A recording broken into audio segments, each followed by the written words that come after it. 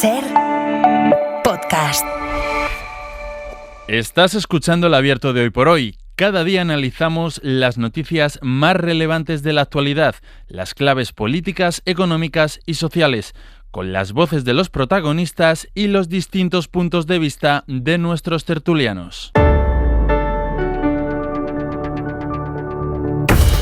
Tiempo para el análisis, tiempo para el abierto en esta mañana de martes con mucha información que nos llega desde Nueva York con los últimos movimientos para el reconocimiento del Estado de Palestina. Así que vamos a ir enseguida a ello. Primero, saludamos a los analistas de esta mañana. Mario Laurrea, ¿qué tal? Muy buenos días. Hola, muy buenos días. Víctor Lapuente, buenos días. Muy buenos días, Ángels. Y Eduardo Madina, muy buenos días. Hola, Ángels. Pues vamos a ello, porque hoy empieza de manera formal la Asamblea General de Naciones Unidas y es una cita que empieza evidentemente marcada por el debate sobre la creación, el reconocimiento de un Estado palestino como vía para frenar la masacre y devolver la estabilidad a Oriente Próximo.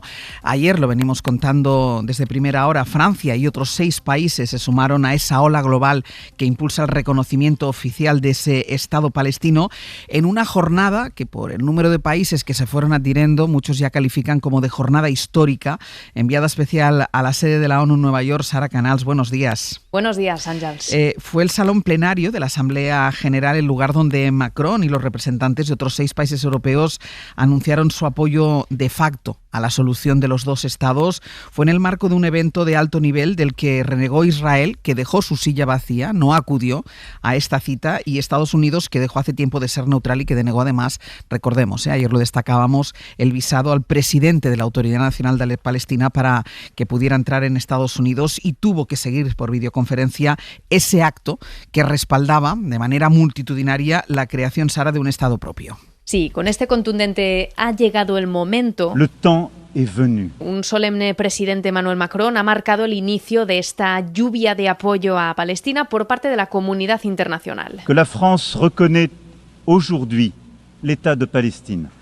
Las ovaciones han sido constantes, discurso tras discurso, pero sobre todo con los países que se han sumado recientemente a este gesto diplomático para presionar a Israel, como por ejemplo Australia. Australia recognized the state of Palestine. O también Canadá. Canada recognizes the state of Palestine. Y donde las condenas contra la ofensiva de Netanyahu han sido constantes. El secretario general, Antonio Guterres, denunciaba su amenaza rampante de anexión y dejaba claro Statehood for the Palestinians is a right, not a reward. Que el reconocimiento de Palestina es un derecho y no un premio. Y luego el representante palestino, Mahmoud Abbas, ha intervenido, pero por videoconferencia. Recordemos que el gobierno de Trump le denegó el visado para viajar a Nueva York, a él y a decenas de diplomáticos palestinos. Y desde su despacho en Ramallah, rodeado de 2 banderas palestinas, ha implorado la retirada de las fuerzas israelíes en Gaza y ha declarado que ya basta de guerra. Será a partir de hoy cuando veremos a los líderes mundiales desfilar uno a uno por el atril del plenario de la ONU para dar sus habituales discursos, y vamos a estar muy pendientes de lo que pase o de lo que diga Donald Trump, porque regresa a ese escenario en Nueva York como el principal ariete global, Sara, contra el multilateralismo que representa una organización como Naciones Unidas. Sí, esta mañana veremos a un Donald Trump con aspiraciones al Nobel de la Paz. Tomar la palabra en el foro que tiene más capacidades para fomentarla. Un foro, eso sí, que Trump ha vuelto a despreciar y a criticar tras su regreso a la Casa Blanca. Por ejemplo, recortando la financiación, siendo Estados Unidos su mayor contribuyente, posicionándose en contra de aliados históricos en el Consejo de Seguridad, retirándose otra vez de la OMS y la UNESCO, a quien tacha de woke y de antisemita, o suspendiendo la ayuda humanitaria. Un regreso, el de Donald Trump, que marca este 80 aniversario de la ONU y que muchos diplomáticos viven con preocupación.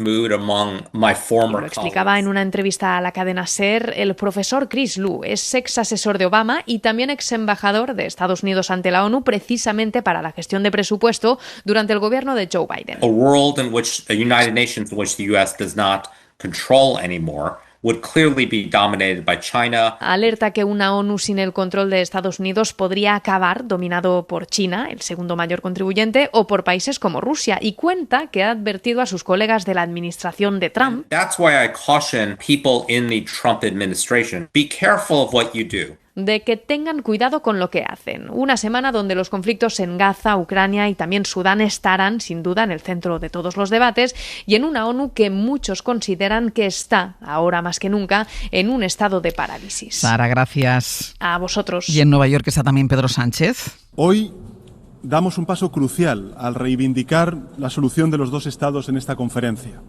Pero seamos claros, no hay una solución posible cuando la población de uno de esos dos estados es víctima de un genocidio. El presidente del gobierno que intervino ayer en esta conferencia de la que estábamos hablando sobre Palestina, que se celebra en el marco de Naciones Unidas, y es una cita que Sánchez aprovechó, lo hizo también en una conferencia previa que dio en la Universidad de Columbia para posicionarse de nuevo como un defensor a ultranza del multilateralismo y de la democracia. Enviado especial a Nueva York, Guillermo Lerma. Hola de nuevo. ¿Qué tal? Buenos días, Ángels. Guille, Sánchez criticó ayer en territorio de Estados Unidos los aranceles, defendió la migración ordenada como fuente de esperanza, cargó contra las agresiones a la libertad de expresión y presumió de la agenda progresista, dijo él, de su gobierno, del gobierno de coalición. Después participó en ese foro de Naciones Unidas en el que señaló la masacre de Israel en Gaza y las muertes por hambre.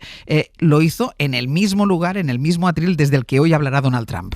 Sí, el gobierno comparte que la conferencia que acogió la Asamblea General de Naciones Unidas es un hito trascendental, pero Sánchez ha querido dejar claro a la vez que, en su opinión, el mero reconocimiento del Estado palestino no basta. Hay que ir, dice, más allá. Quiero hacer dos propuestas.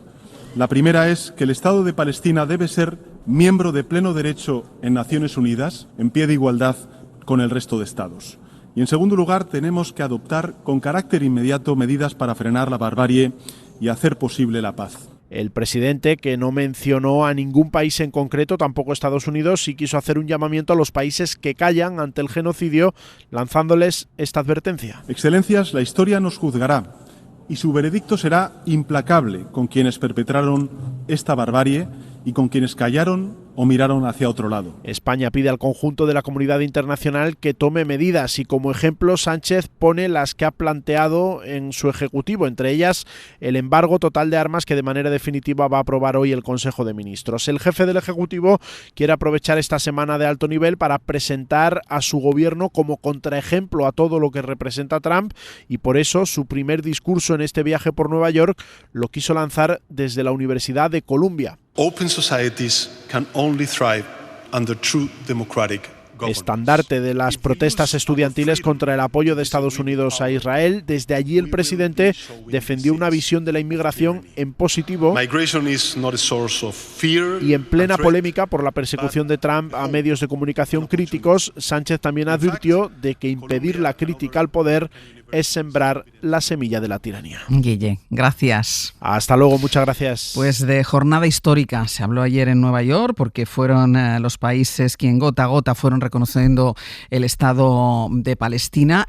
Histórico, entre otras cosas, porque hay países como Francia o como el Reino Unido a los que les ha costado tomar esta decisión, tirarla hacia adelante. Importante que sean cada vez más los países que reconocen el Estado palestino en esa solución de los dos estados, Mariola, pero con esto solo no se para el genocidio.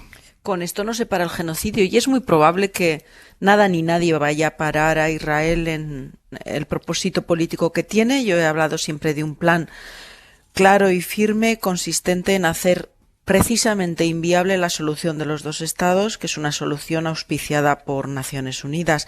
Y para ello Israel está atacando a los tres elementos que configuran un estado, que es el territorio, ocupando toda la franja de Gaza, a la población, que es el segundo elemento principal que configura un estado. Está matando en todas las fórmulas que sabe hacerlo, lo hemos dicho, con ataques a la población civil, vulnerando el derecho internacional humanitario, matándolos de hambre, que es un crimen claramente de guerra, y desde luego matándolos en las colas del hambre, que es la expresión más, digamos, dramática, si se quiere, y más indigna de acabar con la población, y deteriorando el tercer elemento de un Estado, que es deteriorando la autoridad nacional Palestina, es decir, el poder establecido. Pero a pesar de todo este contexto muy poco esperanzador, creo, y acabo con esto, Ángels, que es muy importante lo que estamos asistiendo, el reconocimiento de los estados del Estado palestino es clave, porque sin reconocimiento no hay independencia y no hay Estado independiente. Por lo tanto, esta expresión de apoyo no va a parar el genocidio, pero desde luego sí que fortalece esa ansiada búsqueda de la solución de los dos estados. Edu. Sí, bueno, me parece que ya es un total de 151 países sobre 193 miembros de las Naciones Unidas que reconocen al Estado de Palestina. Me parece que ya son unos cuantos desde hace un año y algo que lo hizo el gobierno español hasta aquí, que dudaron entonces y que han dejado de dudar ahora. Y en la línea de lo que decía Mariola, el reconocimiento del Estado palestino es justo la posición contraria de lo que hace Israel con Palestina, que no reconoce el derecho a la existencia, no al menos por parte de este gobierno dirigido por el señor Netanyahu, del pueblo palestino a tener su propio Estado, las fronteras del 67, etcétera, etcétera. Lo que ya sabemos de siempre en la teoría multilateral de la ONU de una solución de dos estados con capitalidad compartida en la ciudad de Jerusalén y con capacidad de convivir en paz. Esa doctrina, que durante tanto tiempo ocupó mucho espacio diplomático y multilateral en Naciones Unidas, pues ha quedado completamente rota por estas prácticas genocidas, criminales y asesinas que ha ordenado el señor Netanyahu en los últimos 2 años, ¿no? Estamos a punto de cumplir 2 años de los terribles atentados terroristas de Hamás, muy cerquita de la Franja de Gaza, pues desde entonces hasta aquí. Así que yo creo que el poder de las decisiones políticas de los estados, en mi opinión, tiene una enorme importancia. Solo existe aquello que se nombra. Y ahora ya son 151 países en Naciones Unidas, de los 193, que dicen, porque nombran la palabra Palestina al lado de la palabra Estado y al lado de la palabra reconocimiento. ¿Esto para el genocidio? Seguramente no. ¿Esto para la enorme velocidad a la que ha sido capaz de asesinar la maquinaria militar de Israel por orden de Netanyahu? Seguramente no. Hemos sido muy lentos, hemos estado torpes, nos hemos tropezado con nuestras propias contradicciones en la comunidad internacional, en la Unión Europea, en Occidente, si quieres, pero desde luego son pasos significativos que no conviene restar valor, porque creo que estamos viviendo un momento importantísimo en Naciones Unidas. El aislamiento de Israel diplomático y multilateral es muy significativo, no digamos ya el de Estados Unidos, en esta misma partida de cartas que juegan juntos en el conflicto árabe-israelí. Así que creo que son avances y yo creo que hay que poner en valor. ¿Paran esto? No, no lo paran, pero significan cosas y creo que son significados relevantes que vienen a marcar líneas temporales, un antes y un después en el circuito internacional de países que deciden que Palestina tiene derecho a tener un Estado propio y lo reconocen diplomáticamente de manera bilateral. De todas formas, dabas también una clave, hablabas del aislamiento de Israel y el aislamiento de Estados Unidos. Sí, claro, aislamiento de Israel, pero todavía sujeto a Estados Unidos, y ese es uno de los principales problemas. Recordar, Israel no estaba ayer en esa conferencia y Estados Unidos ha negado el visado a los diplomáticos, al representante de la autoridad palestina, para que entraran en Estados Unidos. Sí, decir, por eso Áñez, es un bonito debate la decisión sobre si hay o no que mover la sede de Naciones Unidas de un territorio que es el de Estados Unidos, que parece que tiene actualmente un gobierno con bastante apoyo social detrás, que ha empezado de manera práctica a no reconocer Naciones Unidas como un marco de diálogo. Es un debate que además vamos a tener elementos para ello cuando hoy comparezca Donald Trump precisamente en esa sede que él no reconoce. Víctor. Pues precisamente lo que comentáis de la posición de Estados Unidos hace que muchos críticos o cínicos consideren que el reconocimiento del Estado palestino es meramente la expresión de un sueño de la comunidad internacional y que llega cuando las condiciones objetivas son más difíciles que nunca para formar ese Estado, tanto por la situación en el territorio con Gaza en manos, o mejor dicho, bajo los pies de Israel, y con una Cisjordania donde hay cada vez más asentamientos de israelíes, ¿no? Y también por la situación de la sociedad palestina, donde jamás está liderando las encuestas como nunca, ¿no? Pero bueno, por mucho que digan que el reconocimiento del Estado palestino pues no va a llevar a la creación del Estado viable y moderado, y que es un territorio devastado, que hay una sociedad radicalizada, pues yo creo que sí que tiene una utilidad, porque ¿cuál es la alternativa? ¿Qué les espera a los cientos de miles de palestinos de Gaza y a los 3 millones en Cisjordania? Quizás diplomáticamente es difícil construir un Estado palestino que respete los derechos humanos, etcétera, y que volvamos a las fronteras de 1967, pero ¿cuál es la utilidad. Yo creo que la utilidad no es tanto para posibilitar que los palestinos en este momento vayan a conseguir su Estado, sino para impedir que el gobierno israelí no consiga lo que quiere en estos momentos, porque Israel amenaza con la anexión total. Sí. Y esto no solo, digamos, sería muy negativo para los palestinos, sino es que dinamitaría toda la seguridad en Oriente Próximo, seguramente rompería los acuerdos de Abraham y los pocos precarios lazos que a Israel le quedan con muchos países árabes. En todo caso, yo creo que, como comentaba Sánchez, la presión internacional es necesaria, con el reconocimiento, por ejemplo, del Estado palestino, pero no es suficiente. Lo determinante es la reacción dentro de Israel. Conseguir un giro en un régimen, en este caso la política genocida de Netanyahu, es imprescindible que el cambio surja de dentro, ¿no?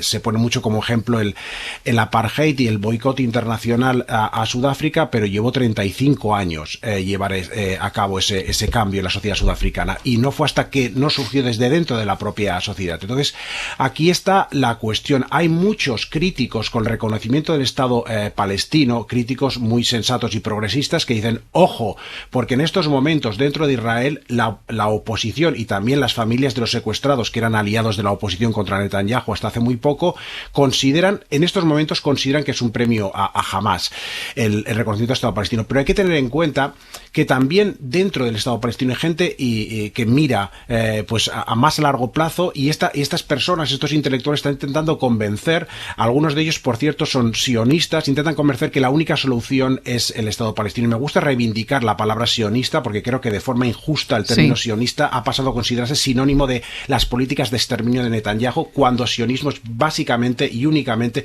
el movimiento para que los judíos tengan un Estado, no para que los palestinos no lo tengan, ¿no? Y yo creo que esas voces acabarán triunfando, pero bueno, es la esperanza. Mariola, déjame un momentito, que hago una pausa y voy contigo, que querías hablar.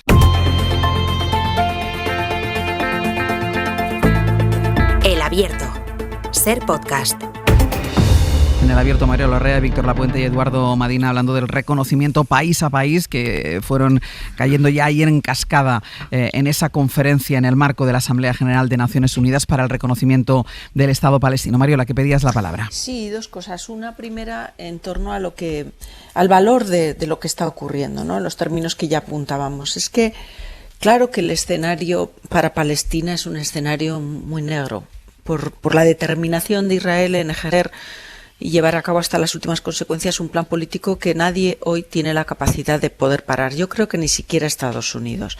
Pero el valor del reconocimiento, el valor del apoyo de la comunidad internacional y el valor de enfatizar la necesidad de que se aspire a una coexistencia de dos estados forma parte de los debates sobre el deber ser, que son los debates propios de la comunidad internacional cuando estamos hablando de una comunidad internacional asentada en reglas. El multilateralismo es la esencia y yo creo que a veces cuando se desprecia un poco solo desde una mirada puramente pragmática, pero esto que está ocurriendo en Naciones Unidas va a salvar la vida de los palestinos, probablemente no, pero va a poner en primera página de todos los periódicos que este es el deber ser. Cuestión distinta es que un Estado haya decidido ejercer un genocidio en directo y ante todo el que le quiera ver, pero la respuesta de la comunidad internacional entre deber ser yo creo que es extraordinariamente valiosa. Y luego decía Víctor, apelaba a esa reivindicación de las palabras en lo que son su genuino significado y nobleza, ¿no? Habla del sionismo y lo que esta palabra significa, que es la aspiración del Estado judío de tener un Estado. Pero yo me pregunto, ¿pero es que acaso el Estado judío no tiene un Estado ya? Entonces yo creo que quizá siendo importante reivindicar el valor de las palabras, yo creo que también es importante jerarquizar los debates. Y hoy la jerarquía del debate tiene que ser: en Gaza se está cometiendo un genocidio y esto es un crimen contra la humanidad. Hay que denunciar esto y hay que hacer todo lo que esté en nuestras manos para denunciarlo y a poder ser pararlo, aunque yo insisto, creo que no vamos a poder ser capaces de ello. Y desde luego hay que decir que Israel no está cumpliendo con nada de lo que se ha comprometido en el ámbito internacional y que está atrapando, invadiendo, podamos poner las palabras que queramos, el territorio de otro Estado que está reconocido por más de 150 países de la comunidad internacional. Es que tú dices, Israel tiene un Estado, porque Israel tiene un Estado y no reconoce el Estado del otro. Y además lleva vulnerando todas las normas y todo lo que sale de Naciones Unidas desde hace décadas, no es de ahora, desde que hubo los tremendos atentados de Hamas y empezó la ofensiva. Víctor, ¿qué ibas a decir algo? Sí, por poner una pequeña nota de optimismo, de momento Israel es una democracia fallida en muchos casos, pero bueno, la prueba de fuego yo creo que van a ser las próximas elecciones previstas para dentro de un año. Creo que la opinión pública en Israel, tarde o temprano, acabará marcando el rumbo, y hasta ahora la opinión pública en Israel, yo creo que evidentemente los partidarios del reconocimiento del Estado palestino son minoritarios, pero los partidarios de la política anexionista de Gaza y Cisjordania, que de facto es lo que parece defender el gobierno actual de Netanyahu, también son minoritarios. Yo creo que empieza a haber cada vez más gente que se da cuenta que han sido manipulados la sociedad israelí por un Netanyahu que esto es obvio, podría haber detenido la guerra y posiblemente alcanzado un acuerdo con Hamas apenas unos meses después de los ataques terroristas, pero sabía que si renunciaba a ocupar totalmente Palestina, que era lo que pretendían y pretenden sus socios de gobierno ultranacionalistas y ultraortodoxos, estos le iban a retirar el apoyo y por tanto, como estaba muy débil las encuestas, Netanyahu se vería fuera del poder, y no solo fuera del poder, sino seguramente también en el banquillo de los acusados por corrupción. Por tanto, yo creo que esto es lo que se está dilucidando, creo que en la sociedad israelí, ver los auténticos motivos de Netanyahu, que no son anexionarse Gaza, lo que lo está haciendo evidentemente por interés político y el más convencido de todos, ¿no? Pero yo creo que mantengamos un poquito de esperanza, y yo creo que va a ser la prueba de fuego clave, va a ser las próximas elecciones. Mira, hablando de la opinión pública, quiero plantear una cuestión que ya analizaremos a la vuelta de publicidad de las 9, pero es cómo se va modulando también, o cómo se va poniendo la opinión pública internacional. Aquí en España hemos vivido las enormes protestas que ha habido durante toda la Vuelta Ciclista a España, sobre todo en la última etapa que finalmente tuvo que cancelarse aquí en Madrid, pero estamos viendo movimiento cívico, movimientos sociales en otros países europeos, en otros países occidentales. Es el caso de Francia, por ejemplo, coincidiendo con ese reconocimiento del Estado palestino ayer por parte de Macron, casi un centenar de ayuntamientos celebraron este paso dado por Francia y lo hicieron izando la bandera palestina en los balcones de las casas consistoriales. París, Lucía Riera, buenos días. ¿Qué tal? Buenos días. Fueron ciudades gobernadas por partidos de izquierda que quisieron izar la bandera palestina. Es una decisión enfrentada con el Elíseo, que recordemos el Ministerio del Interior pidió que no se hiciera, y algunos ayuntamientos no hicieron caso de esa orden y sí izaron la bandera palestina, y todo en el mismo día, insisto, en el que Macron reconocía el Estado palestino. Sí, el reconocimiento del Estado de Palestina era un objetivo que se remonta a la presidencia de François Mitterrand, siempre vinculado a la solución de dos estados y condicionado a un acuerdo de paz entre israelíes y palestinos, pero la brutalidad de los crímenes de Israel en Gaza ha terminado por rendir a Macron a la evidencia y ha impulsado este paso diplomático que no ha gustado nada a la poderosa comunidad judía en Francia. L'antisémitisme d'aujourd'hui, celui qui vient cibler les Français juifs, cree el presidente de las instituciones judías, Jonathan Arfi, que el antisemitismo toma como pretexto la cuestión de Gaza para ponerlos en la diana. Y acaba de decir ahora también el embajador de Israel en RTL que Francia se ha convertido en un agente desestabilizador en Oriente Medio. Por eso se había cuidado mucho estos días Macron de subrayar su solidaridad con las víctimas israelíes y condicionar la apertura de una embajada a la liberación de rehenes. El reconocimiento es decisión del presidente francés, pero no la comparte, por ejemplo, su ministro del Interior, el derechista Bruno Retailleau. Parmi ces conditions, il y a la libération des otages. On a 48, mais para él deberían haberse dado de antemano las condiciones, la liberación de rehenes, la erradicación de Hamas y el reconocimiento de Israel por parte de ciertos países árabes. Más dura aún ha sido la ultraderecha. Marine Le Pen dice que es el Hamastan lo que reconoce París, y su partido acusa a Macron de insultar a las víctimas del 7 de octubre, pero la izquierda francesa sí que llevaba tiempo reclamando este paso. Y lo han celebrado, como comentabas, izando la bandera palestina en varios de sus ayuntamientos, casi un centenar, a pesar de que lo había prohibido el ministro del Interior. Por eso algunos están empezando a sufrir ahora las represalias en forma de multas. La Francia insumisa pide más. J'attends du président de la République qui décide enfin d'infliger des sanctions au gouvernement de M. Netanyahu. Pide sanciones al gobierno de Netanyahu y un embargo total al envío de armas a Israel, pero este es en cualquier caso un momento histórico para la jefa de la misión de Palestina en Francia, que crea las condiciones para preparar un proceso político, diplomático y pacífico, y hoy la prensa francesa lleva en portada este hito, aunque más destacado en los diarios de izquierdas como Libération. Lucía, gracias. Hasta luego.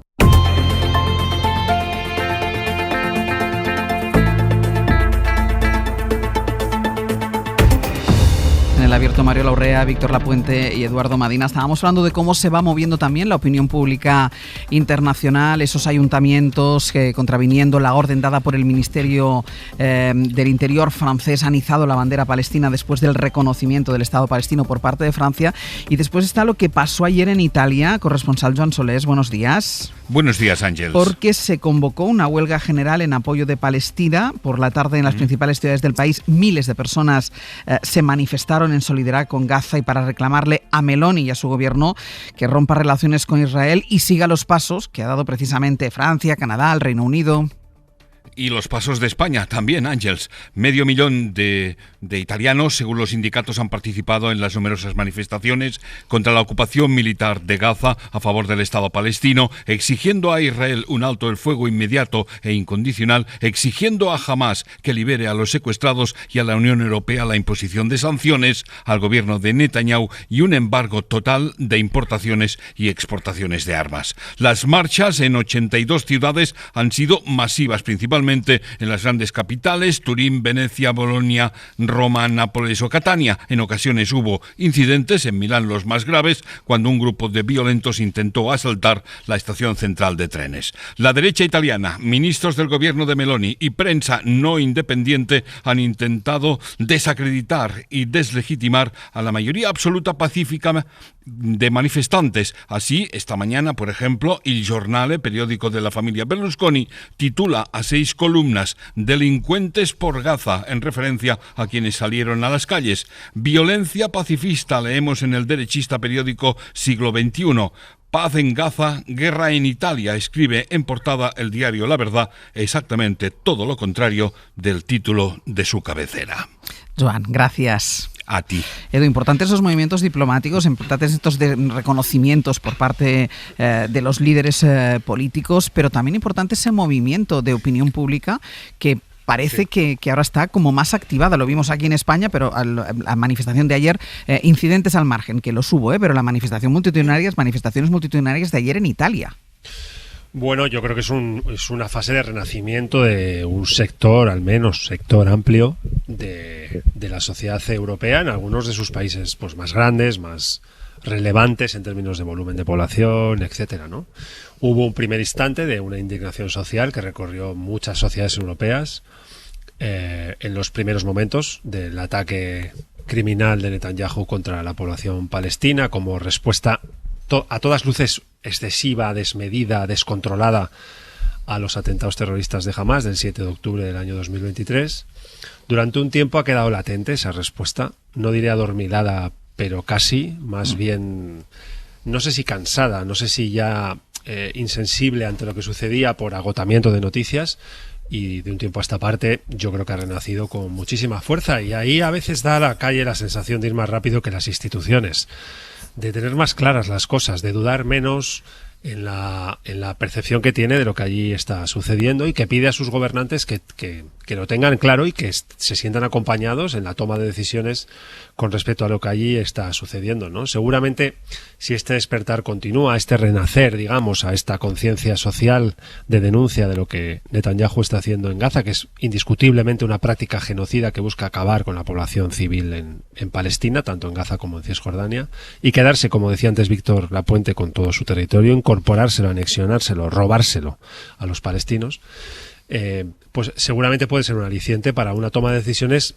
significativamente lenta en algunas cancillerías europeas y en la plaza de Schuman, que es donde está el despacho de la señora van der Leyen, que ha estado especialmente torpe durante todo el recorrido anterior, especialmente lenta, especialmente sensible a la particular historia de su país, que es Alemania, en las contradicciones tan brutales que tiene con lo que Israel hace, en esta especie de carta blanca que le da por lo que ellos hicieron con ellos en el siglo XX, en los años de la Segunda Guerra Mundial, ¿no? Así que ojalá estas muestras de velocidad que la sociedad imprime en la denuncia permeabilicen en algunas cancillerías y en algunos despachos de primeros ministros, porque creo que nos iría muy bien en cuanto al juicio que en el futuro nos hagamos los europeos a nosotros mismos por las cosas que hicimos y las que no hicimos con respecto a este genocidio en Gaza. Víctor. Pues muy de acuerdo con Edu. Europa no está anestesiada. Las instituciones europeas sí, ¿no? Pero Europa no.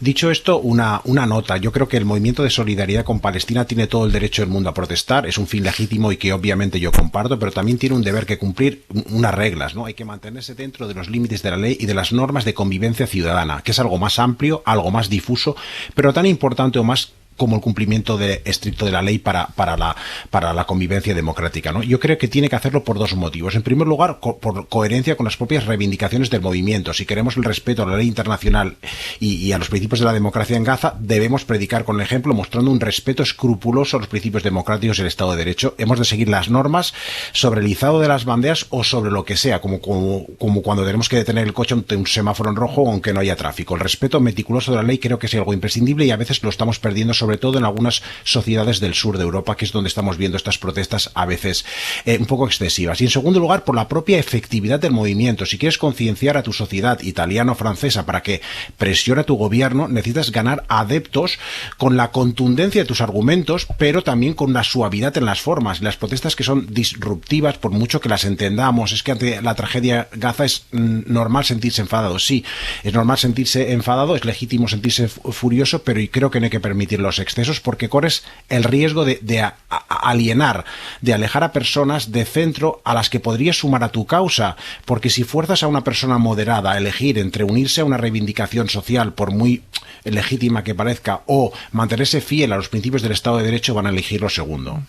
Pero, Víctor, para mí, yo te plantearía una pregunta. Estamos de acuerdo completamente con las protestas. No, que tiene que ver con qué significa una protesta en los términos que tú estás relatando, ¿no? Acorde con el Estado de Derecho.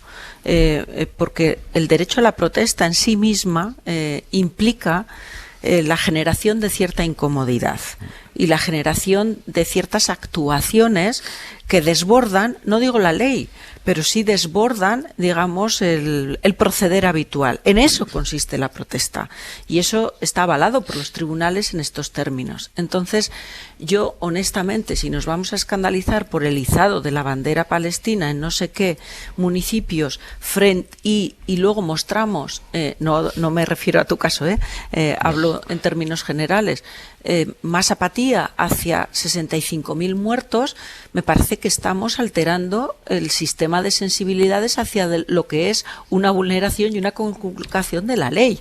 Es decir, yo creo que lo que está ocurriendo es de la suficiente gravedad como para que las protestas tengan una énfasis que las sociedades democráticas son perfectamente lo robusto de nuestras democracias, absorben con absolutamente naturalidad ese tipo de protestas, si queremos, con un grado un poquito más elevado de incluso utilizaré la palabra tensión. Por supuesto, no abogo por vulnerar el orden público, ni abogo por alterar la seguridad nacional, ni abogo por atentar con estos grandes bienes jurídicos. Pero yo creo que seamos también consecuentes con lo que estamos viviendo. Y luego otro elemento que sale un poco de este debate, pero conecta con otro de los asuntos en los que a mí me gusta incidir.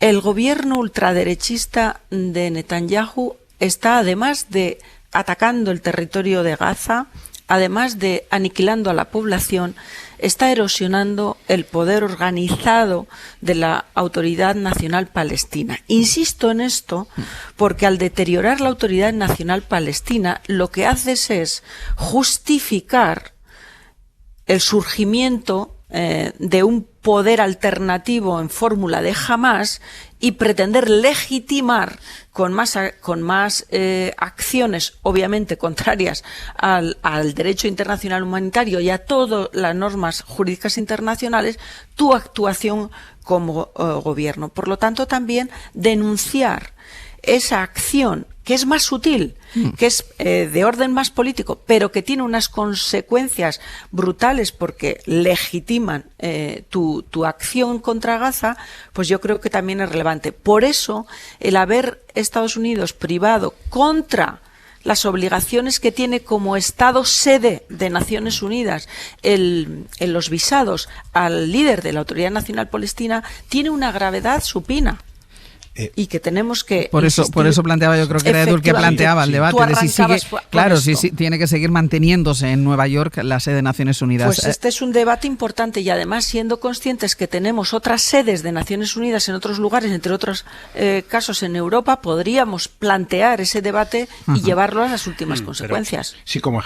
Víctor y después Edu. Víctor. Muy brevemente, simplemente Mariola preguntaba cuál es el ejemplo de protesta legítima, y yo no puedo imaginar mejor ejemplo que lo que te imaginarías que Mariola Urrea estuviera haciendo. No te imagino lanzando vallas, sí que te imagino protestando Mariola de manera vehemente. Está muy enfadada con el genocidio de Gaza, no te puedes imaginar lo que Mariola Urrea puede hacer enfadada. Yo izando banderas sí que me la imagino a Mariola Urrea. Edu. Eso sí, me parece fantástico.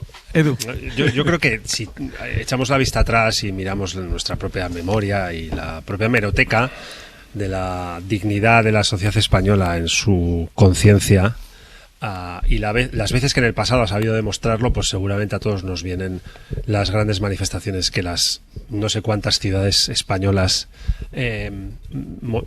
celebraron durante muchas ocasiones en protesta contra la guerra de Irak, aquella enloquecida decisión del presidente Aznar, que ahora vuelve a darnos lecciones a todos de lo que hay que hacer en política exterior y tal, pero en aquel momento la sociedad española salió de manera consistente, insistente y masiva a la calle a decir de manera con arreglo completo al Estado de Derecho y sin un solo disturbio en ninguna ciudad de toda España, a decir no a la guerra y a la participación de España en aquella enloquecida invasión del presidente Bush y Tony Blair de Irak, ¿no? Otros momentos estelares de nuestra propia historia son las grandes manifestaciones contra ETA, las grandes manifestaciones contra el atentado del 11M, los momentos estelares de nuestro propio recorrido cívico en los que hemos sabido hacerlo de manera masiva. Yo creo que estamos lejos de esa dimensión.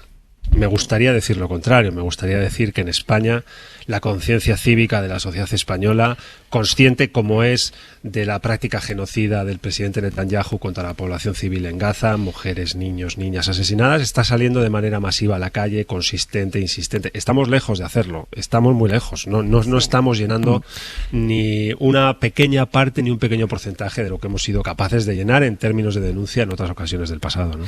Pero en cada parte porque gobierna a la izquierda en estos momentos, es decir, no tienes que presionar como la guerra de Irak a contra tu propio gobierno, está contra claro. Tu propio gobierno, está claro. Por eso fueron también quizá tan multitudinarias ayer las manifestaciones en Italia. Y Francia, claro, efectivamente, incluso en Francia también, porque la calle evidentemente no lo controla Macron. Por ir cerrando el capítulo de las reacciones internacionales al genocidio en Gaza, dos cosas. La primera, que es en este contexto del que estábamos hablando desde el inicio del Abierto, con buena parte de la comunidad internacional exigiendo un alto el fuego en Gaza y respaldando la vía de los dos estados, Benjamin Netanyahu se enroca en su postura aislacionista. Together in the coming year, we'll continue to strengthen Israel's security, grow our economy. Ayer en su discurso por el Año Nuevo Judío, el primer ministro israelí volvió a ligar el destino de su país al de la guerra en Gaza, prometiendo expandir el círculo de la paz y fortalecer, dijo, el indomable espíritu judío. Enviado especial a Jerusalén, Nicolás Castellanola, de nuevo. Hola, nuevo Ángels. Sigue sin hacer caso Netanyahu a lo que dice buena parte del mundo, salvo Donald Trump, evidentemente, y sigue con su genocidio en Gaza, que solo este martes, en lo que llevamos de martes, lleva ya 17 palestinos asesinados en la franja. Sí, 17 asesinados desde el amanecer, es la última hora que ofrece el Ministerio de Salud de Hamas y, como dices, con un Netanyahu que en medio de estas fechas, el Año Nuevo Judío, sigue endiosado y en su discurso de anoche a la nación, I wish each of you a happy new year. Aparte de desear el Año Nuevo, decía que estamos siendo víctimas de una ola internacional de antisemitismo, el discurso habitual de Netanyahu, que a la vez hablaba de la liberación de los rehenes de Hamas. May we bring home this year, soon, all our hostages. Decía liberarles en el año 5786 del año judío que comienza hoy, un Netanyahu que está endiosado, que es portada hoy del Jerusalem Post, uno de los medios de la derecha, y que es considerado el personaje del año. O lo amas o lo odias, dice esta publicación. Todo esto sin que haya hecho ninguna mención a cesar los bombardeos sobre la franja de Gaza.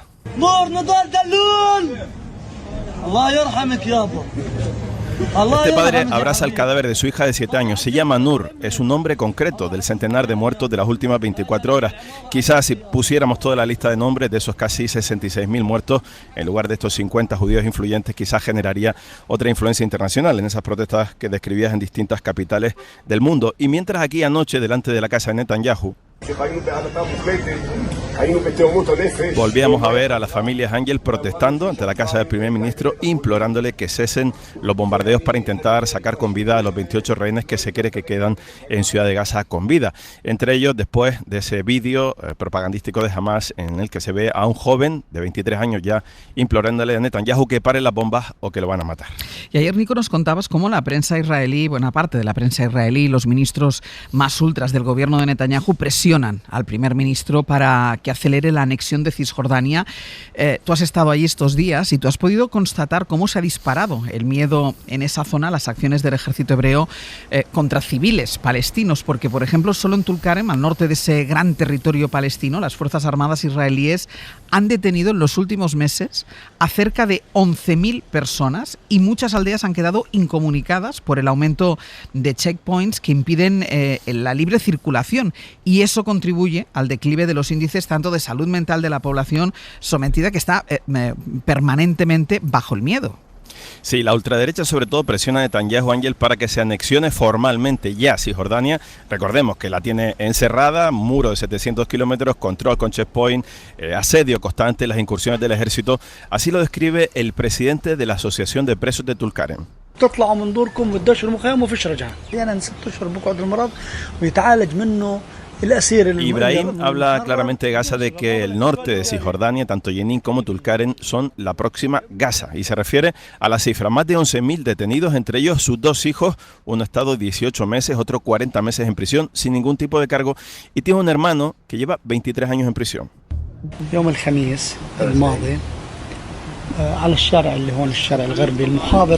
Dice que después del 7 de octubre toda la situación ha empeorado y que incluso están desmantelando muchos barrios enteros. Habla de Al-Nus, de Jenin, decenas de miles de desplazados que se han quedado sin su hogar en campos de refugiados que están muy cerca del muro. Un muro que divide aldeas, que las aísla, que le dejan sin atención médica y que tampoco pueden cultivar sus terrenos. Este es el alcalde de Aqaba, una pequeña localidad que visitamos muy cerca allá de Jenin, donde el muro que ha construido Israel ha dividido los campos. El 80% de los olivos, y es época ya, les ha dejado sin la posibilidad de recogerlos, se quedan sin medios de vida, no pueden pagar la atención médica, como nos explicaba Simona, la coordinadora de Médicos Sin Fronteras. Depresión es muy común, PTSD, que de verdad no es PTSD porque nunca hay el post. Todo, bueno, hay, por ejemplo, los niños que tienen miedo, que empezaron a mearse por la noche, otra vez niños que están ya Simona Onidi, que nos explica que incluso adolescentes están volviendo a mearse en la cama del miedo, del terror, porque los soldados entran, detienen a grupos de hombres, a jóvenes sin ningún tipo de cargo y los desaparecen durante varios días. Dice que la situación ha empeorado sobre todo en el norte de Cisjordania. Y la cosa solamente ha ido empeorando porque la población sigue desplazada, hay violencias a diario, hay incursiones que tal vez pueden durar hasta días. Es la situación en el gran territorio palestino. Más de 3 millones de palestinos intentan sobrevivir con este asedio del ejército israelí.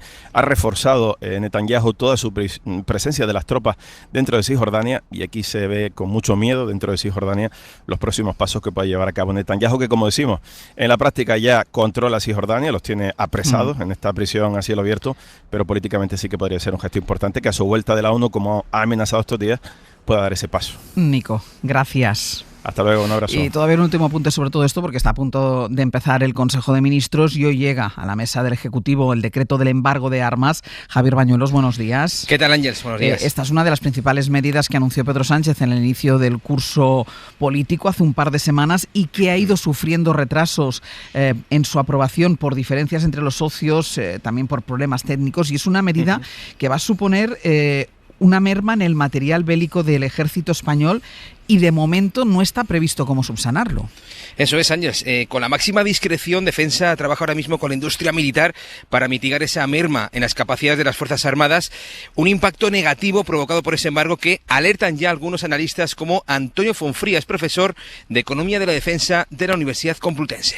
Vamos a tener un problema de agujero de seguridad. Yo eso lo tengo clarísimo, porque son sistemas, además, muy eficaces y que no vamos a tener, cuando hay otros países que sí los van a tener. Bueno, coincide en ese temor el analista de seguridad Francisco José Girao. Desconectarse militarmente de Israel, dice, tendrá consecuencias. Es muy posible que si de la noche a la mañana en el futuro, es decir, hoy, quieres desconectarte, la cosa no sea tan sencilla. Y yo creo que es exactamente lo que va a pasar con Israel. Digamos que hay varias categorías de problemas. En primer lugar están las tecnologías que no tienen sustituto o que tienen muy pocos sustitutos.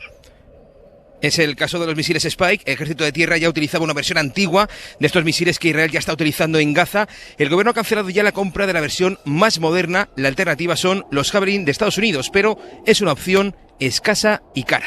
Por supuesto, habrá un sobrecoste económico. Uno, porque la demanda de Javelins, de este tipo de misiles, es muy elevada. Ucrania los ha estado utilizando y hay muchos países que están demandándolos. Por otro lado, nuestra relación como país con Estados Unidos no pasa por su mejor momento. Lo mismo lo que nos dicen es que, mire, si quiere usted estos misiles, póngase a la cola. Pero a lo mejor le tocan dentro de 2 años. Bueno, otro ejemplo es el nuevo sistema de guiado láser israelí que iban a equipar en los cazas Eurofighter. Como recuerda el teniente general retirado Juan Antonio del Castillo, 11 países europeos lo tienen ya y España lamentará quedarse fuera. Lo que quiere decir que nos desgajaríamos como industria nacional, nos separaríamos no solo de Israel, sino de todos los otros países que son miembros de programas conjuntos, lo que quiere decir que sería francamente negativo para nuestra capacidad operativa durante bastante tiempo. Bueno, al menos, Ángeles, a nivel de inteligencia, la relación entre España e Israel no se ha roto, sigue intacta. Igual nos dicen que ocurre con el intercambio de información en la lucha antiterrorista. Baño, gracias. Un abrazo. Una pausa y vamos con la polémica por las pulseras antimaltrato.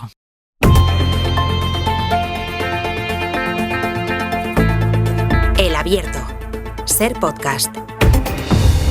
En el Abierto, Mario Lorrea, Víctor Lapuente y Eduardo Madina. Vamos con la crisis abierta por el mal funcionamiento de las pulseras antimaltrato. Ayer, aquí en este Abierto, mientras hablábamos con los analistas, exigíamos a la ministra de Igualdad, Ana Redondo, que diera explicaciones, porque eran tantísimas las preguntas que generaban este tema, que no había respuesta para la gran mayoría de ellas. Ayer finalmente la ministra estuvo en Hora 25, ahora les contaremos qué es lo que dijo, pero antes, Pedro Jiménez, buenos días. ¿Qué tal, Ángeles? Buenos días. Antes tú has tenido acceso a las actas de las comisiones de violencia de género de varias provincias y has ido comprobando con la lectura de estas actas cómo se recogieron en esas reuniones varias incidencias, incluso varias alternativas a estas pulseras ante la sospecha de que no funcionaran correctamente, mal funcionamiento que en algunos casos incluso fue trasladado al Ministerio.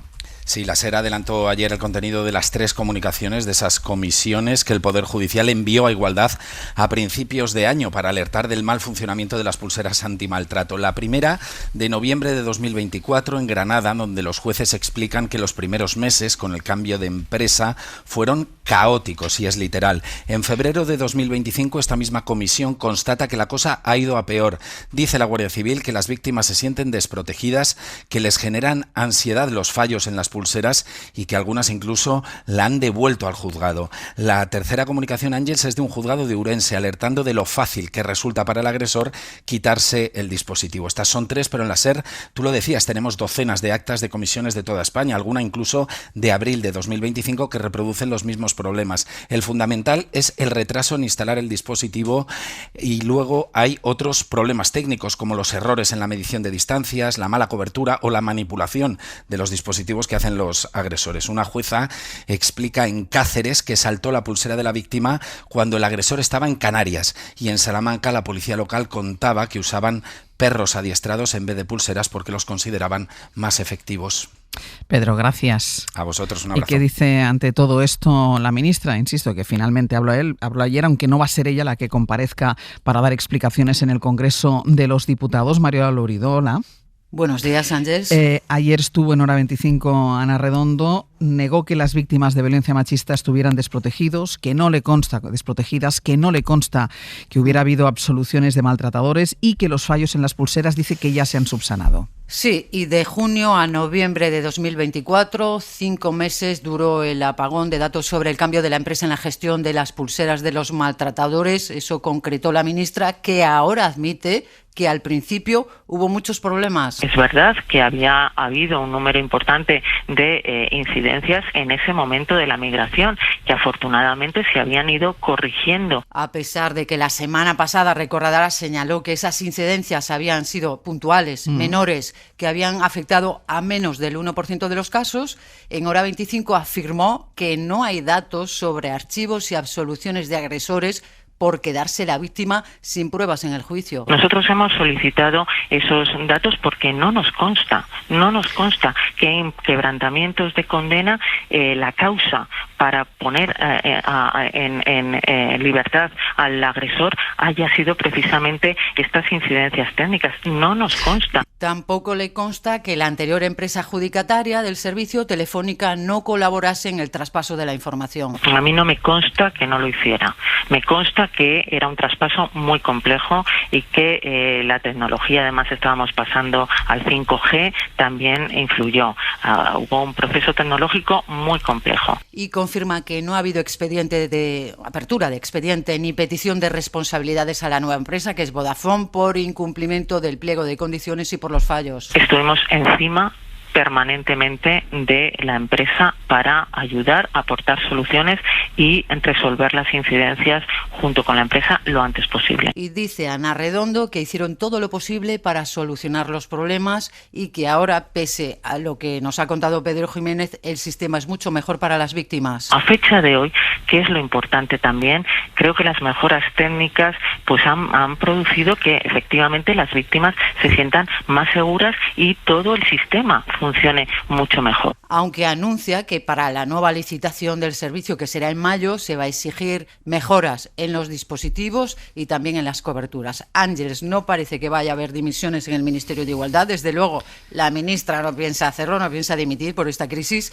por mucho que se lo pida el PP, al que acusa de amedrentar, de meter miedo a las víctimas, de mentir con bulos y de querer desmantelar el sistema de control de pulseras Cometa. Mariola, gracias. A ti, hasta luego. Es un tema tan sensible, es un tema tan delicado, que hubiera merecido una gestión impecable desde el momento en el que se notifica el primer fallo en la primera pulsera hasta la gestión de la comunicación que está llevando a cabo la ministra Mariola. Sin duda, yo creo que sorprende, ¿no?, la cantidad de referencias que hay acerca del mal funcionamiento de estas pulseras en unos tiempos determinados. Además, información que procede de distintos actores, desde las memorias de la Fiscalía, pasando por el Consejo General del Poder Judicial, estas comisiones, los juzgados, y las explicaciones un tanto, yo diría, nerviosas. Minimizando al principio, porque lo primero que hizo la ministra fue minimizar. Hubo minimización, hubo también, yo creo que un ataque a la oposición que yo creo que no sé si era tan necesario, porque aquí de lo que se trata es de lanzar un mensaje de tranquilidad y de serenidad sobre un instrumento que es clave en lo que es la protección de las víctimas por violencia de género. Y creo que la responsable del Ministerio tiene que explicar con tranquilidad y con naturalidad lo que ha ocurrido.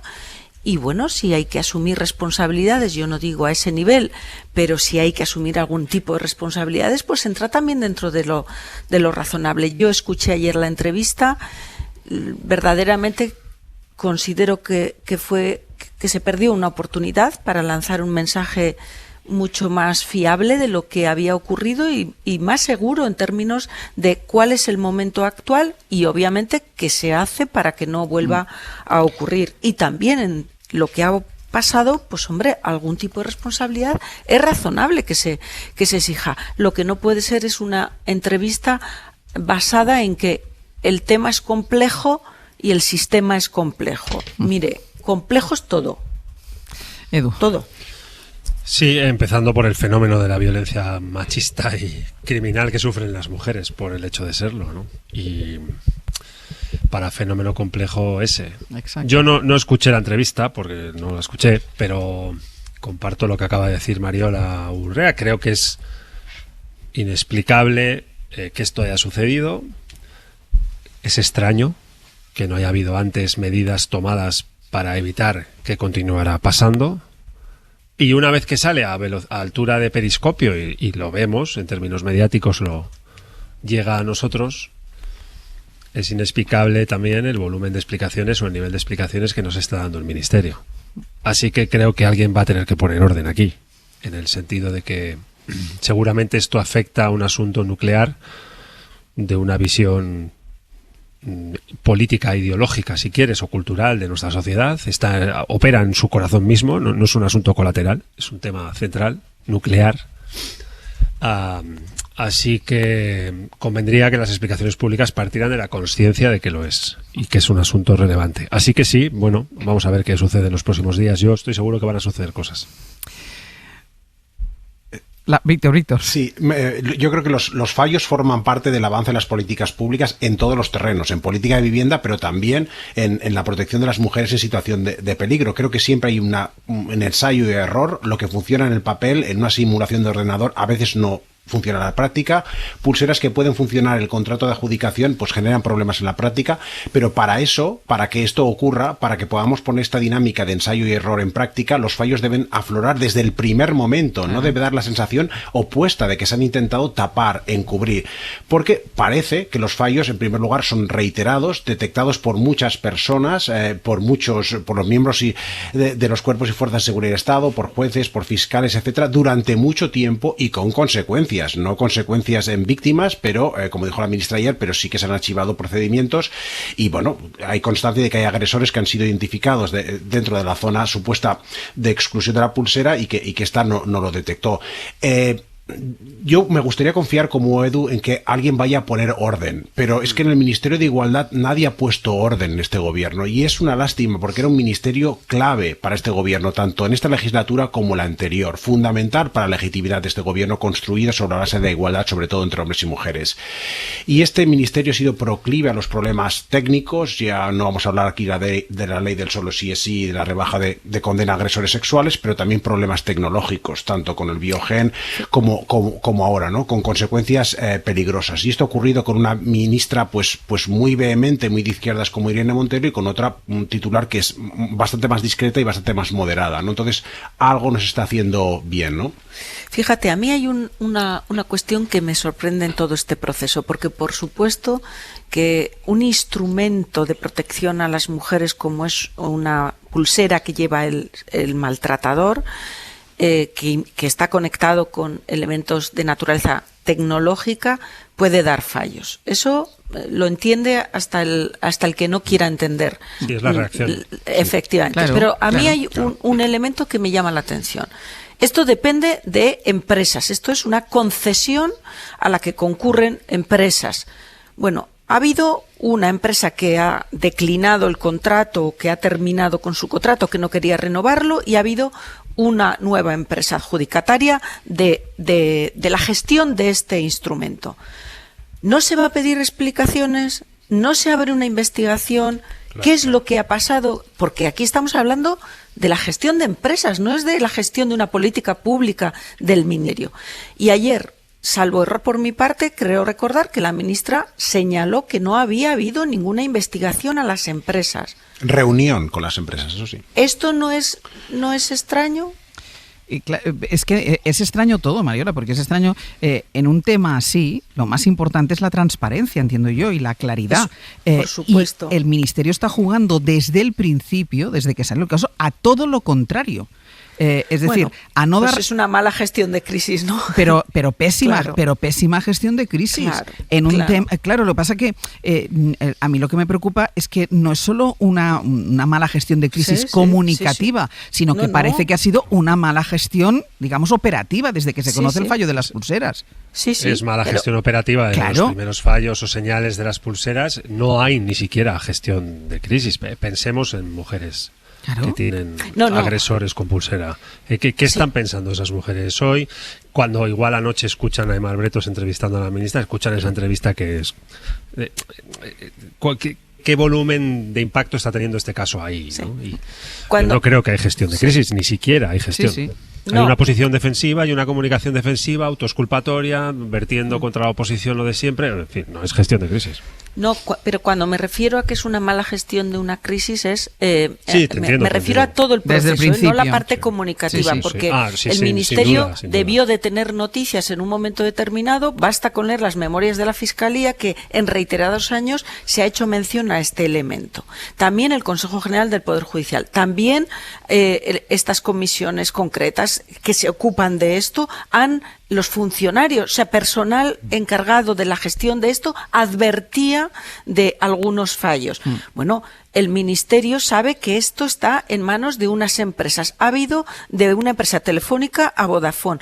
Parece que en el trasvase ha habido alguna duda acerca de los datos. Bueno, todo esto hay que gestionarlo cuando a ti te llega toda esta información o cuando tú estás gestionando otra vez el proceso de concesión a una empresa o a la otra. Y sabes que esos trasvases de datos de lo que fuera, ese proceso tiene sus fallos, tiene sus momentos de crisis, ¿no? Sus puntos de quiebre.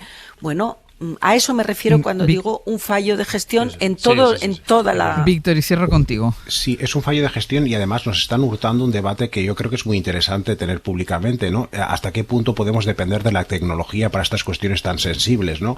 Si recordáis el reportaje el año pasado de New York Times, que llegaba a la conclusión de que en España la policía quizás confiaba demasiado en la tecnología, en el programa Biogen, ¿no? Que en el 95% de las ocasiones se aceptaban las decisiones tomadas por un software, y eso incitaba a una reflexión muy interesante sobre la cual hay una respuesta muy clara, porque en una parte necesitamos los algoritmos que ayuden a proteger a las mujeres de sus maltratadores, pero por otro lado a lo mejor no podemos confiar tanto si no existe cobertura, como en este caso para las pulseras en los entornos rurales. Esto es una reflexión muy interesante, que hay muchos claroscuros, que no es blanco ni negro, y sin embargo nos la están robando con este enfrentamiento absolutamente politizado de la reacción del Partido Popular. Esto también es de otra dimensión. Déjame que cuente una última cosa. Miguel Ángel Campos, buenos días. Hola, buenos días. La jueza que investiga al novio de Isabel Díaz Ayuso decidió ayer, lo conocimos, abrir juicio oral. Finalmente, González Amador se enfrenta hasta 4 delitos como presunto fraude fiscal o pertenencia a organización criminal. Carmen Rodríguez Medel sentó en el banquillo al novio de Ayuso por 2 delitos fiscales de más de 350.000 euros en concurso medial con falsedad en documento, delito contable continuado y pertenencia a grupo criminal, porque la jueza considera indiciariamente acreditado que Alberto González, junto a su supuesto testaferro y facturadores falsos, se concertaron para defraudar a Hacienda con facturas falsas. No hubo inspección salvaje ni diferencia de criterio tributario, sino ánimo defraudatorio organizado para elaborar facturas falsas con las que engañar al fisco de manera criminal. Indiciariamente, claro. La inclusión del delito de pertenencia a grupo criminal es relevante porque puede elevar la petición final de condena. El siguiente paso en esta causa para el novio de Ayuso es que un juzgado de lo penal señale la fecha del juicio oral. Esto por lo que compete, Ángels, a la pieza principal. El juzgado aún investiga la pieza separada en la que Alberto González está acusado de corrupción en los negocios porque supuestamente escondió, tras la compra de una empresa sin valor, Masterman SL, el pago de una comisión de 500.000 euros a su principal cliente, el Grupo Quirón, gigante sanitario, principal adjudicatario del gobierno de Ayuso. Y a pesar de que, como Isabel Díaz Ayuso no se cansa de repetir, su novio es un ciudadano como cualquier otro que está siendo víctima de una persecución, bueno, pues no sale siempre el jefe de gabinete de la presidenta de la Comunidad de Madrid a defender a un ciudadano cualquiera, y lo que hizo ayer Miguel Ángel Rodríguez fue poner en forma de tuit: cuidado con Sánchez, hasta donde sé la jueza no respeta la audiencia provincial, decidió enviar a juicio a González Amador justo antes de tomar posesión el juez que toca, y resulta que es la hermanita de un tipo al que Marlaska ha ascendido. Todo Sánchez es corrupto, dice el tuit de Miguel Ángel Rodríguez. Así que, Campos, ¿quién es esta magistrada que está siendo señalada por el jefe de gabinete de la presidenta de la Comunidad de Madrid? Bueno, pues Carmen Rodríguez Medel es una magistrada conservadora afiliada a la APM que ha dado muestras de independencia a lo largo de su carrera. Quiso acusar a Pablo Casado por su supuesto máster regalado y también investigó posibles responsabilidades del gobierno por las manifestaciones del 8M en pandemia. El jefe de gabinete de Ayuso atacó ayer en la red social X a esta jueza, afirmó que la magistrada no respeta a la audiencia provincial por emitir el auto de apertura de juicio oral sin esperar a que la audiencia resuelva el recurso presentado por el novio de Ayuso, obvió Miguel Ángel Rodríguez que los recursos no tienen carácter suspensivo para la emisión de auto de apertura de juicio oral. Añadía Miguel Ángel Rodríguez una posible causa de la actuación para él anómala de la jueza, que es la hermanita del tipo, como decías, así lo escribe, al que Marlaska ha ascendido en referencia al general de división de la Guardia Civil, Antonio José Rodríguez Medel. Todo en Sánchez es corrupto, concluyó. Pero no solo no hay coincidencia temporal en el nombramiento del hermano de la jueza, porque el ascenso se produjo hace más de año y medio, fue conforme a los requisitos de la Guardia Civil y con todos los informes favorables. De nuevo, obvia Miguel Ángel Rodríguez no solo el carácter conservador de la jueza, sino que su marido, Jaime Serret, también juez, fue el primer instructor de la denuncia del novio de Ayuso contra la Fiscalía por revelación de secretos, que advirtió delito en la supuesta filtración de sus datos personales. Campos, gracias. A ti, buenos días.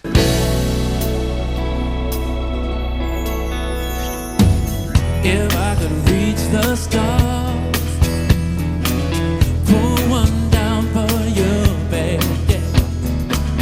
I sign it on my heart. Vamos a ir terminando ya el abierto, que menos mal que han entrado Pepe Rubio y Sergio Castro, porque los tres analistas de esta mañana me habéis abandonado y me habéis dejado sola en el estudio. Menos mal que entra un poco de calor humano. Sergio Castro, Pepe Rubio, buenos días. ¿Qué tal? Buenos días. Y no cualquier calor humano, el de estos dos, imaginaos. Venga, contadnos. Bueno, pues dentro de unos minutos en Comando Norte vamos a contar una de esas historias que nos gusta decir que en Estados Unidos serían una película, tendría 3 nominaciones a los Globos de Oro y muchas posibilidades en los Oscar, porque es la historia de una transformación, la de un instituto público en el barrio de San Blas en Madrid, el Instituto de las Musas, a manos de alguien que fue primero su profesor y después su director, que lleva 2 años jubilados, que se llama José Antonio Espósito y que en un libro, La rebelión de las musas, cuenta la transformación que hizo de este instituto, que hoy se acerca mucho más a lo ejemplar que no lo era cuando él llegó. Cuando lo cogió.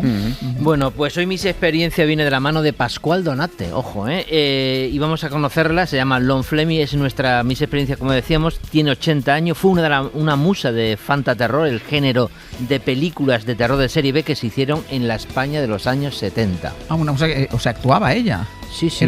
Ah, vale. Y nos vamos a meter en el jardín luego con Eduardo Barba. Lo primero son las consultas, las dudas, 900, 100, 800 ya pueden llamar. Yo que sé, que tiene el cactus le pincha más que la barba, que el geranio se le ha muerto, no sé, que el clavel se ha hecho clavelito. Pues lo que ustedes quieran. 900, 100, 800 para cualquier duda que tengan sobre plantas y jardín. Y hoy, concretamente, también va a hablar del arbusto de las mariposas y del hibisco, también conocida como rosa de Siria, una de las plantas que acaban de llegar a nuestro jardín nuevas. No te da tiempo ya de nada. Bueno, pues nada, luego con Martín Bianchi, pues muchas cosas. No, la sección que le gusta a Madina. Ah, sí, claro, y tengo buscado pues temas que son muy chulos. Empieza el juicio de Genoveva Casanova contra la revista Lecturas. Ah, vale. Por aquello de que las fotografías que le hicieron con el rey de Dinamarca. Os preguntaré por esto la semana que viene. Mariola Urrea, Víctor Lapuente, Eduardo Madina, hasta la semana que viene. Un abrazo. Adiós. Gracias. Para no perderte ningún episodio, síguenos en la aplicación o la web de la SER, Podium Podcast o tu plataforma de audio favorita.